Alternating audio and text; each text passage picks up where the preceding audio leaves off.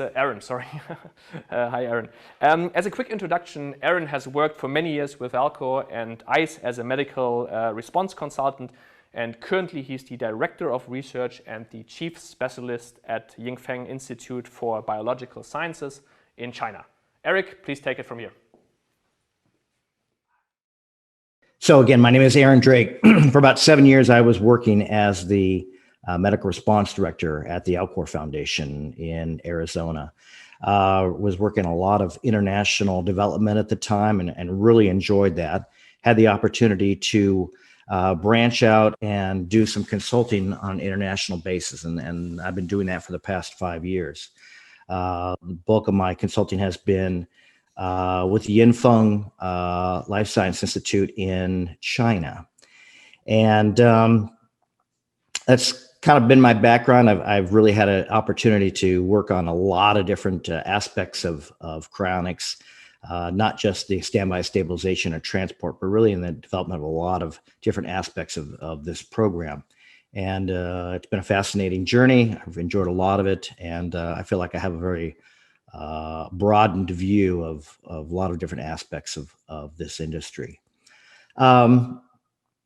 What I kind of want to talk to you today about is what I see as the evolution of stabilization and perfusion, and where it may very well be heading. It's something that's already being done now, and I'd like to see if it can't be extended to the rest of the world. Let's go back and look at the history of cryonics, the early pioneers, if you will, those people that paved the way for us to be able to do our jobs now. Of course, cryonics is about 50 years old. And in the very early days, when the SST team would go to the hospital and introduce themselves and say, hey, we're here to have a patient be cryopreserved, they're going to be frozen. You know, the hospitals didn't want anything to do with these people. They were kicking them out, saying, you know, please go away. We'll call security if you stay around. And it was probably very difficult for them. Some success stories and some failure stories. It was really a science fiction fantasy, I think, by most medical professionals back then. And it may not have been articulated well enough for them to understand. And people may not have had an open mind about it.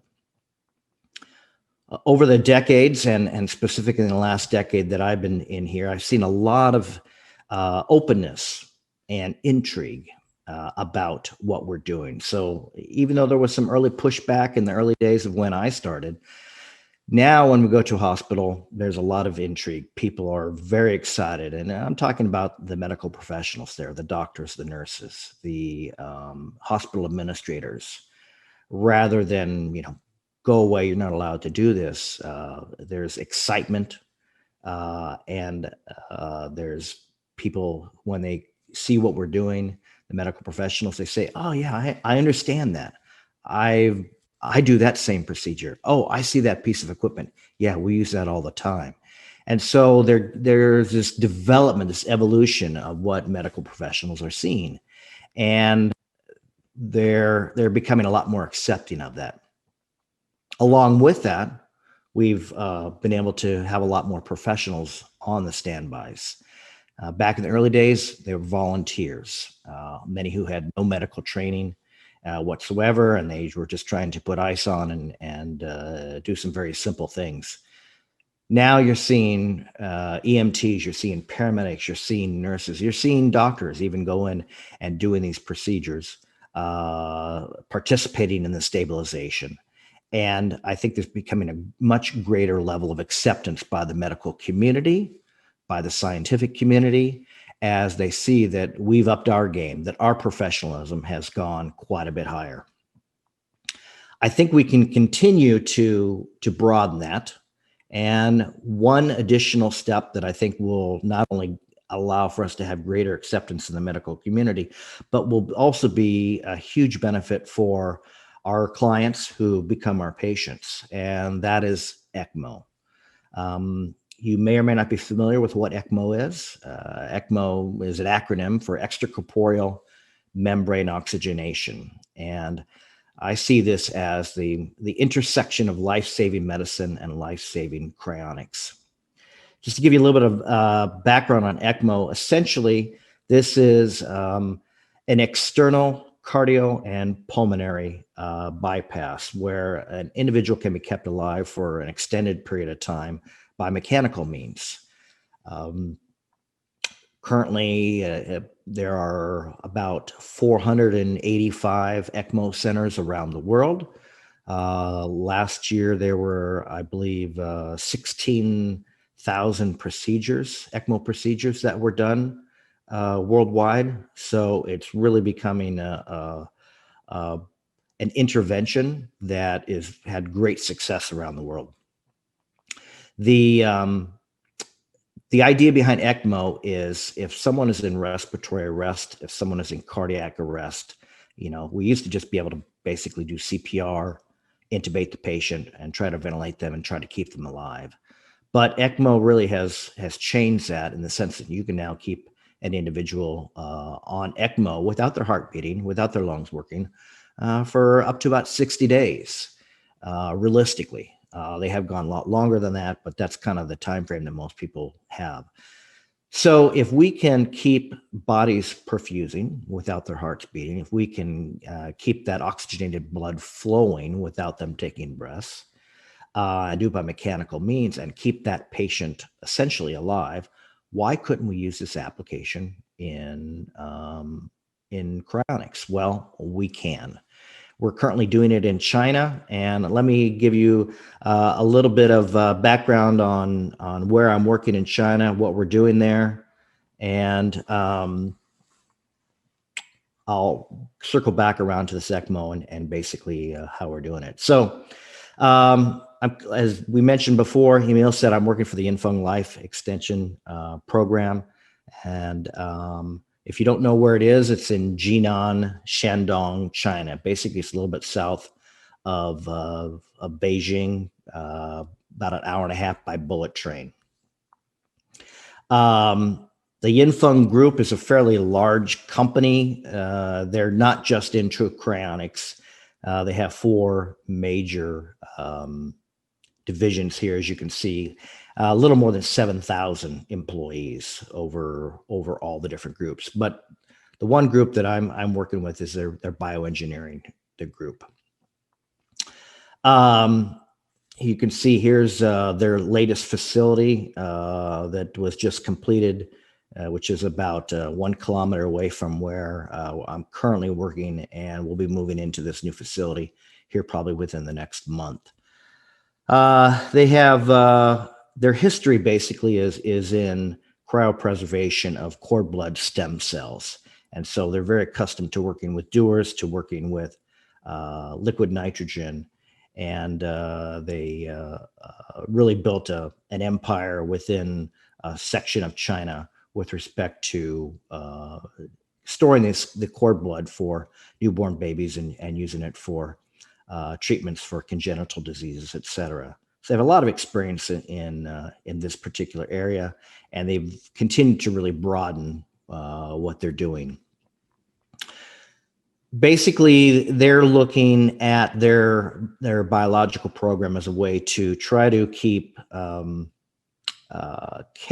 provide care really for their clients from birth until death. This involves doing congenital testing before the baby is born to look for any diseases, to harvesting the cord blood at birth and storing that, providing specialized treatments with that cord blood should they need it, providing care for people who may develop cancer, individualized cancer care, anti-aging techniques as you get older. And should all those fail, then the last step is to provide the cryopreservation. So they're really trying to provide the entire life cycle of the human and provide procedures for that. The program that basically they wanted to start was the cryopreservation program, and that's when I became involved with them in 2016. And in order to do that, they wanted to put together a large group of experts. I was taken over there under the National 1,000 Talents program, and became a certified foreign expert in China. And they currently have about 26 employees on this cryomedicine team. Many of them are doctors, many of them are medical professionals, some are scientists and researchers, as well as just staff and some regular trained medical professionals. To really put this program together, they needed to develop quite a number of things. Really, they were starting from scratch. They wanted to build this from the ground up. So we had to really look at the infrastructure needed for a full service facility, because they wanted to basically provide a service similar to Alcor. They were kind of modeling after that, where they had basically a long-term storage.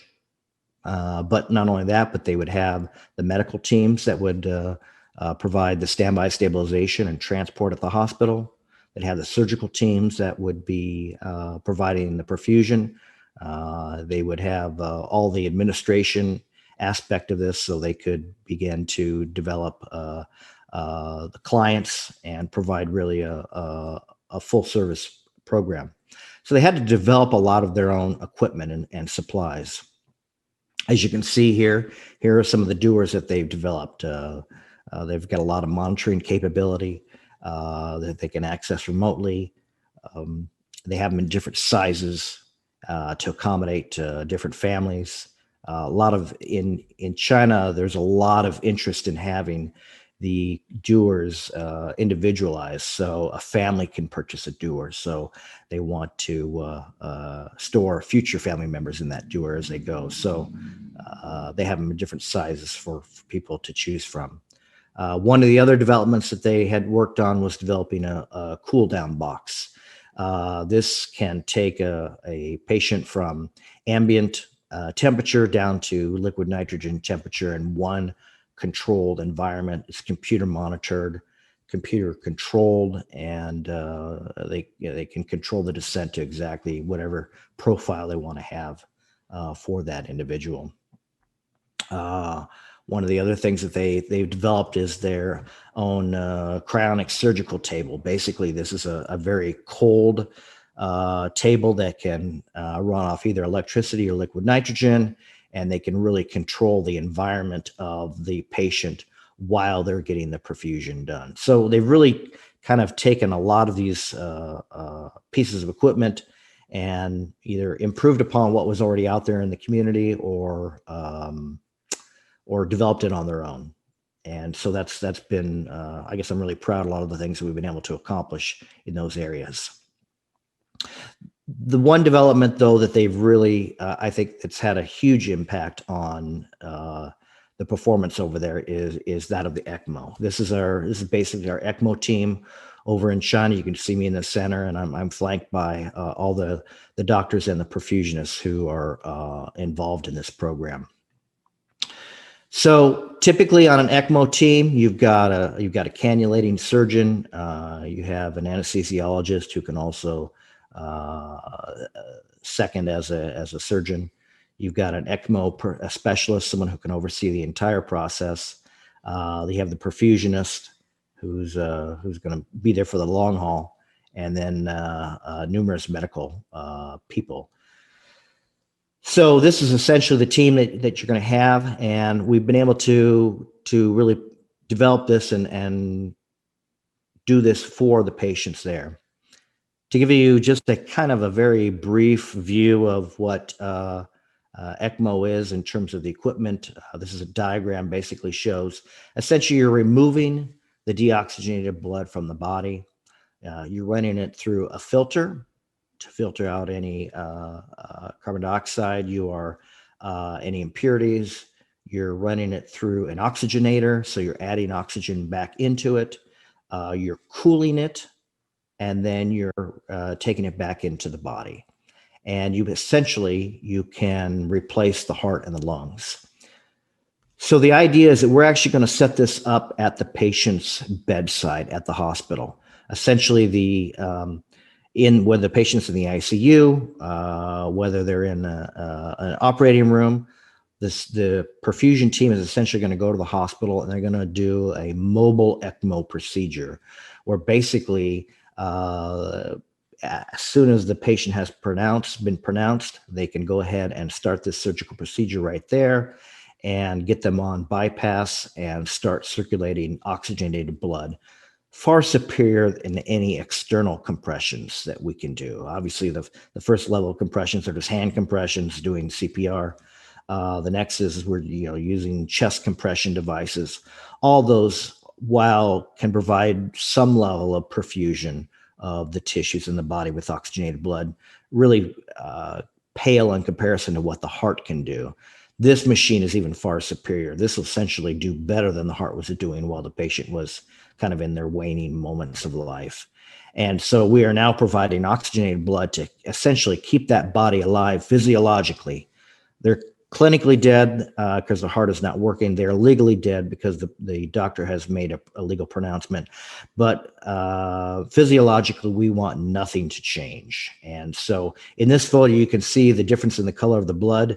And that is essentially the difference between the oxygenated and deoxygenated blood. At that point, we're basically going to load this mobile ECMO system up into the ambulance, and we're going to take it to the surgery center at Yinfeng. And from there, that system becomes their perfusion system. So while this is now a closed system, we're circulating oxygenated blood that's being cooled. Once we get down to that magic temperature where we need to start introducing the cryoprotectant, which is between about 15 and 20 degrees Celsius. Now we just basically open the circuit and we can start introducing that cryoprotectant from where we were circulating blood and oxygen.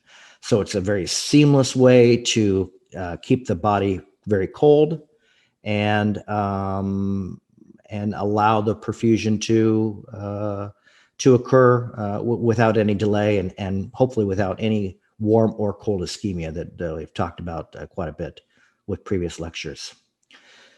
So this is our way of saying thanks to the individual who has donated their body to this research project called Cryonics.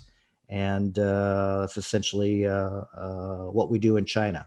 So ECMO, I think, is something that could really play a big part. I think it's duplicatable in other parts of the world. And I'm going to be a big advocate and proponent of seeing if anyone wants to pursue this. I think that's something that's very, very viable.